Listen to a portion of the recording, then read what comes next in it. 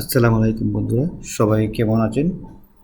আমি নাইম ইসলাম টিচ থেকে আজকে আপনাদের মাঝে আরেকটি নতুন ভিডিও নিয়ে চলে এসেছি।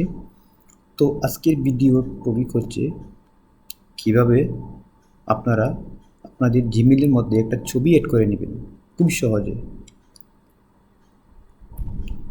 তো ছবি এড করার জন্য আমাদেরকে প্রথমে আমাদের ল্যাপটপ বা মোবাইল থেকে ক্রোম ব্রাউজারটাই ওপেন করতে হবে।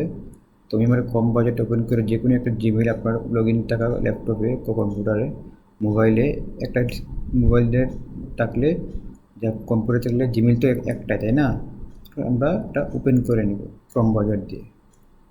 ওপেন করে নেওয়ার পরে যেহেতু আমার এখানে ছবি অ্যাড করে আছে, তাও আমি আপনাকে দেখাই দিচ্ছি। আমি আমার ছবিটাতে নিচের উপরেরটা ছোটো যে একটা আছে উপরে, এটা না, ডান থেকে নিচে যেটা আছে এটাতে ক্লিক করব। ক্লিক করার পর দেখেন লেখা আসছে ম্যানেজ ইউর গুগল অ্যাকাউন্ট, ওটাতে ক্লিক করব। ওটাতে ক্লিক করার পর